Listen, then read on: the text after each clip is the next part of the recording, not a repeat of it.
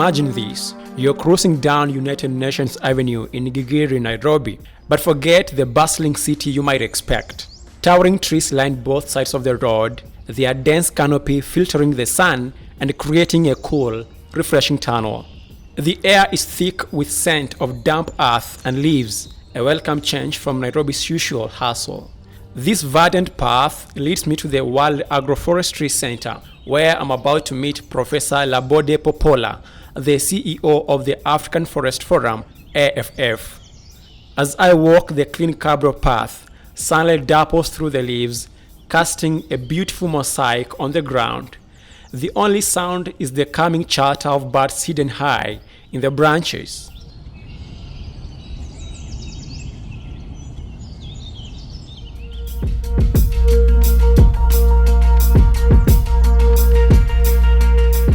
Professor Popoola greets me with a warm smile. As head of the AFF, he leads a team of forestry experts who provide independent advice to governments and international organizations. Their mission? To unlock the power of forests and trees to tackle some of the world's biggest challenges, from economic development to food security and environmental protection. My name is Steve Mokaya.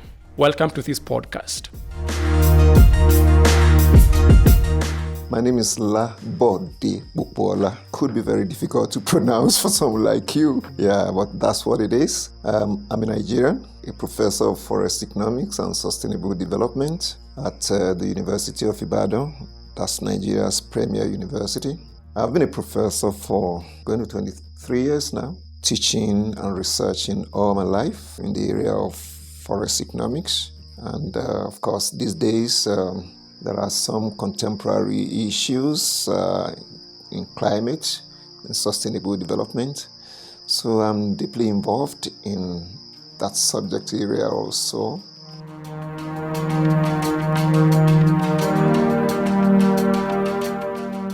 Professor Labode took the helm of the AFF in October 2023, setting up shop in its Nairobi headquarters. But Nairobi wasn't exactly new turf for him. He's been a frequent visitor thanks to the city's pivotal role in both regional and global discussions on natural resource management and climate change.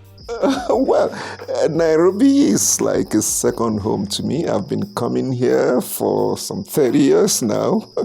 There's hardly any year that I don't have cause to come to Nairobi because there's so many activities in the area of environment, involving forestry, involving climate change that go on here from time to time. And I find myself being involved one way or the other. And if we recall that the African Forest Forum has been around since 2007, and I've also been involved in it since inception. Even before we had what we call the African Forest Forum, we had a project on sustainable forest management in Africa. Okay, and I was involved. That started, I think, about 2002 or 2003 or thereabouts. So I had been involved. So Nairobi is home to me. I guess the only difference now is that I have now come here to be a resident.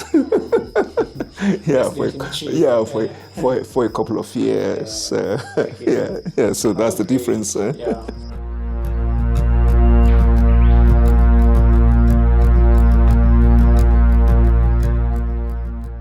But while his past voyages to Kenya have been on a motley of conservation reasons, he says this time he's around to speak for forests exclusively. To speak out on behalf of foresters, to speak out on forestry matters, to speak out on environmental and climate issues. And so my responsibility at this time is to ensure that this voice is heard very loudly. He likens Africa's booming development to a double-edged sword. While it brings progress, it often comes at the cost of its precious rainforests, which are being cleared at an alarming rate. However, he blames this on lack of knowledge about sustainable forest management. The truth is that the forest is always the number one victim of development. I mean, that's the reality. The whole world is urbanizing, population is increasing, okay? So you need more houses, you need more factories, you need more roads, you need food from farming and agriculture. Unfortunately, the forest is the number one victim. Yeah, because you have to process the land for building construction. You have to process the land for road construction. You have to process the land for agriculture. And on top of the land, you have the forest. So it's so convenient to target the forest. And so that has been the case all over the world, but probably worse in Africa. Worse in Africa because the concept of sustainable forest management is not very well understood by the generality of our people, and unfortunately also policymakers, because they think the forest is a natural gift of nature, and that it can always replenish itself. Yeah, but that's to an extent. Okay, you can lose it all, but if you manage it sustainably, yes, you can always have it. And that's why we preach sustainability in forest management. The former Vice Chancellor of Osun State University in Nigeria says the forests are the lifeblood of the United Nations Sustainable Development Goals, thus the urgent need to conserve these vital ecosystems for the well-being of both the current and the future generations. We are in the era of sustainability. Everybody's talking about the Sustainable Development Goals. And if you look at the goals also, there's hardly any one of the goals that doesn't have some connection with the forest. If you're talking about poverty, forests and tree resources can enhance livelihood, positive livelihood, sustainable livelihood. If you're talking about food production, forest is also there because we have some natural foods that you get from the forest. But you can also have food production in a sustainable manner through agroforestry, which is where we are right now, this World Agroforestry Center. Okay, if you're talking about health, you have herbal medicine, which is coming back. It's becoming so important globally. The US is spending billions of dollars on herbal medicine, alternative medicine, as we speak. Okay, so there is hardly any of the sustainable development goals that hasn't got something to do with forest and tree resources. But specifically answering your question, sustainable forest management is about managing your forest resources in a way that will ensure that the present generation is able to derive benefits from the forest sustainably and without hurting the future generation. In other words, if you remove one tree, plant two, plant three. That's what we mean by sustainable forest management. And he has a solution to Africa's deforestation problem: building up, not out. He says that by focusing on intensive vertical development, Africa can keep its precious forests standing tall. As a matter of fact, before you remove, plan to replace. We still have land, okay, on which you do not have forests the way we think about them. Yeah, so you can actually replace even before you clear. Okay, so then there's also the need to develop housing in an optimum manner by going up. Vertical development. Yes, instead of horizontal development. Of course, in our own part of the world, everyone wants to have a house. Unfortunately, yeah. I mean, that's the way we look at it. That if you don't have your own roof over your own head, you're not there yet. But that's not the way it should be.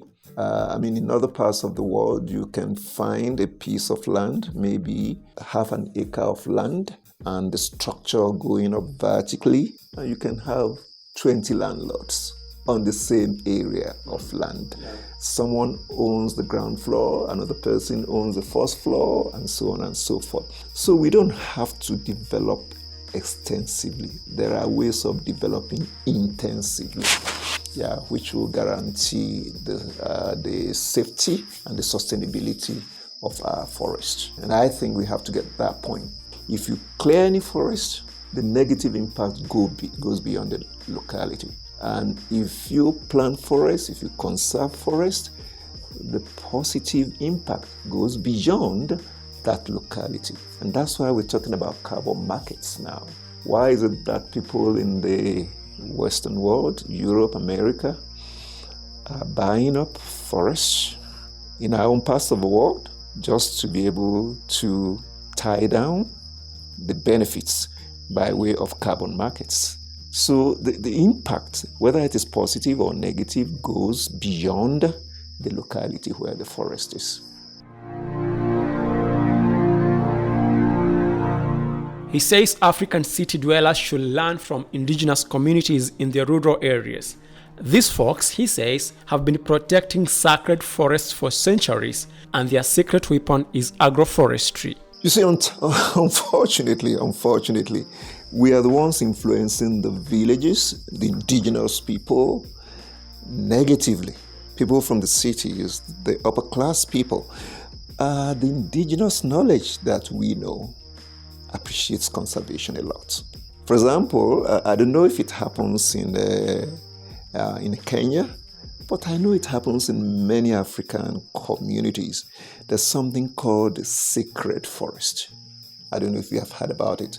Sacred forest.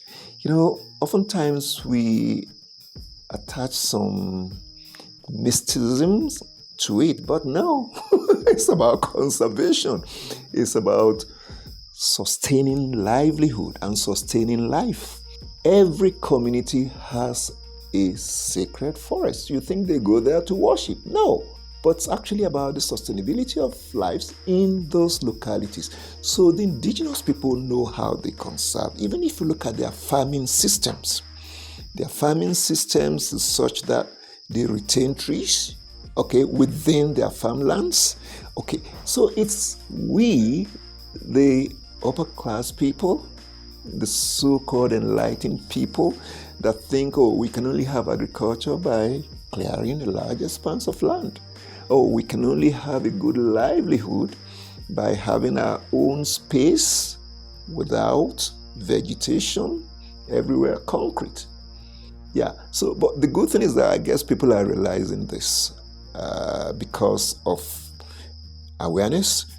You find, I go around Nairobi and I'm also always very pleased because you find buildings with trees dotted in the landscape. It's people are gradually becoming aware of this. And so, but in a nutshell, I think policymakers also have a role to play by way of deliberately ensuring that building designs take care of the environment. Building designs are such that it's not all concrete. We have some vegetations within the premises.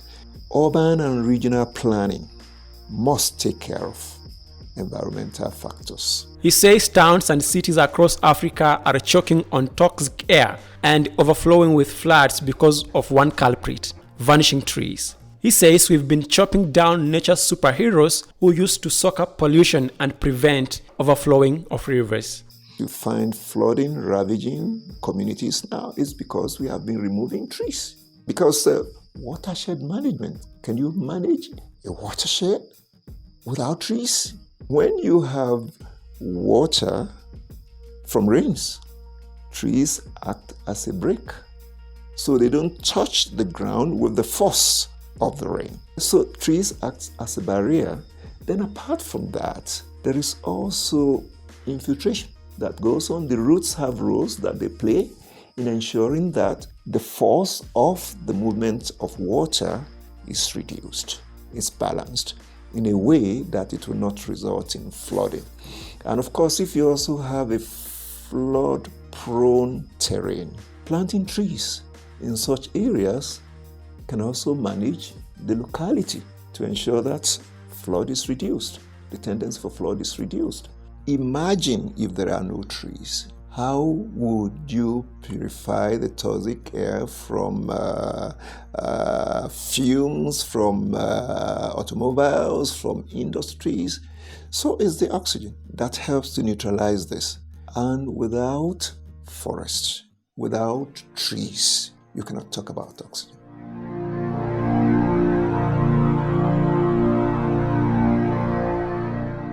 However, he says that the conservation of forests does not mean that the trees planted should not be cut down. He says conservation can happen with the harvest of trees as long as it is planned and executed properly and wisely. Now, when we talk about conservation, conservation does not mean non-use. That's the mistake people make. I advise you, please, let's conserve this forest. It does not mean we should not use that forest. What conservation means is wise use of forest resources, sustainable use of forest resources. If you need to use a hectare of forest land for other purposes, why don't you raise another hectare or even 2 hectares of forest to compensate for the loss? And this involves planning. And in forestry, we talk about selection of species, right? If you know that a particular species will drain water, you don't plant it along the riverine areas, okay? Particularly where the people depend on water from such streams, right? There are some trees that require a lot of water, okay? And there are some that have minimal requirements of water. So we have to ensure that species of trees are matched with the quality of sites. So you don't just plant trees. But again, there are some species that copies. The term copies means that you cut the sprout back. For example, Tectona grandis, teak, the common teak. We also have Melina arborea, Melina that's used in pulping. When you cut it, it sprouts back. We call it copicing. And so in place of 1 stump, you can now have up to 5, 6. Then you now do what we call copies to standard. You remove the ones that are not healthy and allow those that are healthy to continue growing. So conservation is not about non-use. Conservation is simply about wise use. That's why we have different rotation types. You have technical rotation, you have economic rotation, you have biological rotation. So it depends on the objective. So in forestry, you have to manage by objective. You don't just plant a tree for the sake of planting. You must have an objective. Is it for economic reasons? Then you decide on the species. Is it for watershed management? You decide on the species. If it is for watershed management, you cannot just cut the trees anyhow, right? And if it is for technical reasons, you're planting it for a particular technical purpose. And so there is a technical age at which that tree will be ready for felling. You won't fell it until it gets to that technical age where you will get the quality of wood that you want. So it involves planning. And that's why we talk about sustainable forest management.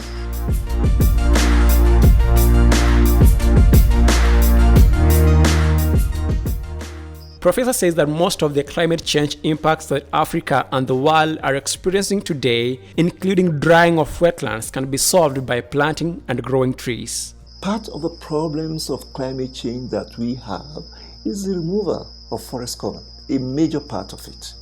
So if you want to resolve the challenges of climate change, trees and forest resources are central to this. You need trees. The more trees we have, the better. There's hardly any serious negative impact of trees that I can think of. So this insinuation that planting of trees lead to wetlands drying up doesn't really have a serious scientific basis. It doesn't. Yes. But like I said also, if the tendency is there, it's always better to plant species that will not require too much water. He believes Africa can turn back the tide on desertification, and the secret lies in tree planting. With consistent effort and investment in conservation, he says, trees can flourish almost anywhere. All they need is a little water.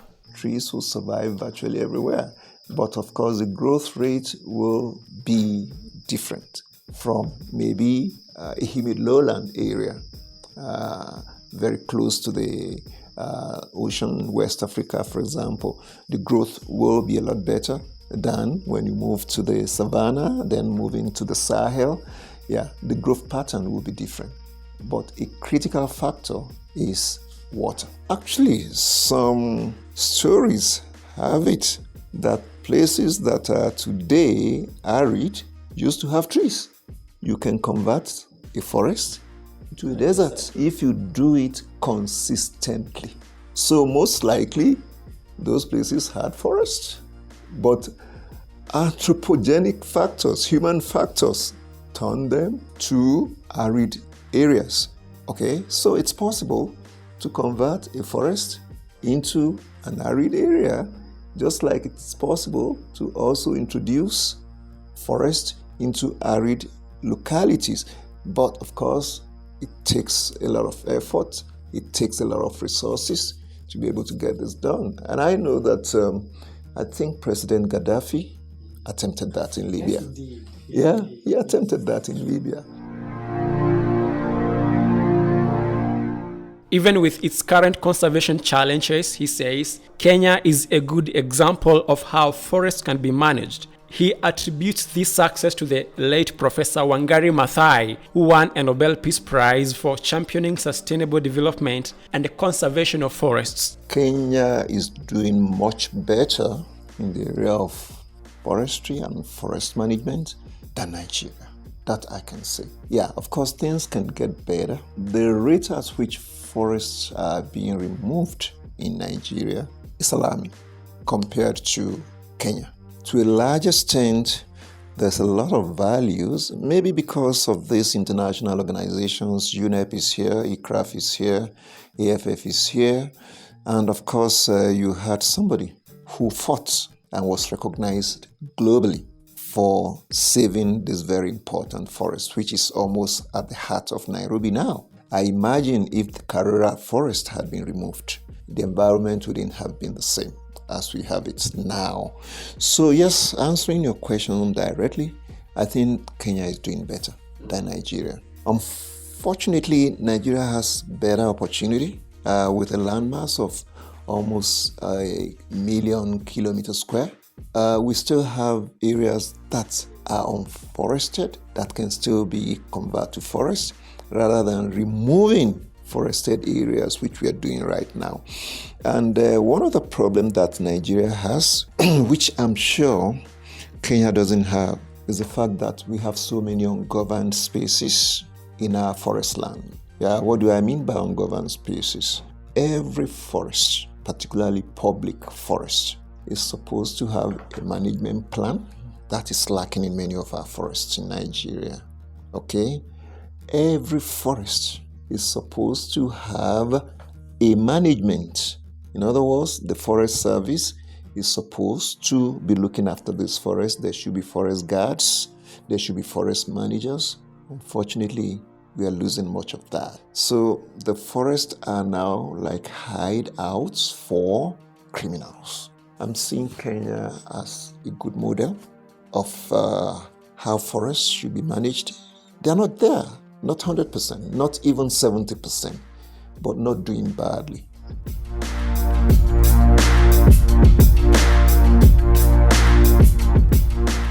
Growing up in Nigeria, Professor always loved gardening from a tender age in primary school. He also knew he wanted to be a professor, though he then did not know what that meant. He would then later join university to study agriculture before he elected to specialize in forestry. Right from childhood, I had always been interested in nature, particularly gardens. At the back of my parents' house, I always liked to have a garden. Right from my primary school, the only thing I had always wanted to become is a professor. I didn't know what it meant. I didn't know what it meant to be a professor. But even many of my childhood friends will always remind me of that. All I wanted to do was agriculture. And I got admitted into the university to study agriculture. And I had an encounter with one of our professors. He's actually the first African professor of forestry. He's still alive. He's, I think, about 89 years old. Adeyoju, Kolade Adeyoju. Okay, I had an encounter with him and I just fell in love with forestry. So I showed interest. Yes, agriculture, forestry, same faculty. He took us a class. There is a class, Introduction to Forest Resources Management. And the picture he painted was the kind of picture I love. And so I just decided to specialize in forestry. Incidentally, I had him being my supervisor for my first degree project. Okay, and so that's how the love was developed, and no regrets. No regrets. I always tell people that through forestry and forest, I have seen the world. I've seen the world. He urges the youth to be at the forefront in their conservation efforts by planting and investing in forest plantations and also spreading word about the urgent need of the world to protect the natural resources. I have a farm, okay, and I started that farm enterprise in 2004.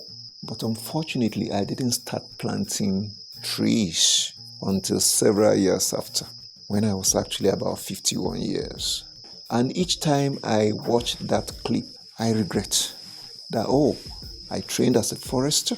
I have consulted to private concerns to establish plantations, but I never did it for myself until I was 51. Even 13 years after, each time I visit that plantation, I find some joy, the way the plantation has developed. And I wish I had started it 10 years before, okay? So the message here is this: the youth have an opportunity to start early, and a lot of awareness needs to be created. If you have access to just 1 hectare of land, please plant it up at a very young age. It's good enough for your retirement. The returns, good enough for your retirement. So yes, that's in the area of plantation establishment, going into private plantation establishment, which is currently my crusade. I'm trying to encourage NGOs, encouraging investment organizations to invest in youth to establish forest plantation. The larger percentage of African population is made up of the youth. Then they have a big task to help in spreading the gospel of conservation. Imagine a planet without forest. Imagine it. Bare is going to be like a grave. So let everybody be interested in forest and forestry, because it's actually the sustainer of our lives. You need oxygen, the forest. You have to purify the air around you, it's the forest. So we all have to fall in love with forest. I've been your host, Steve Mokaya. Many thanks for your company.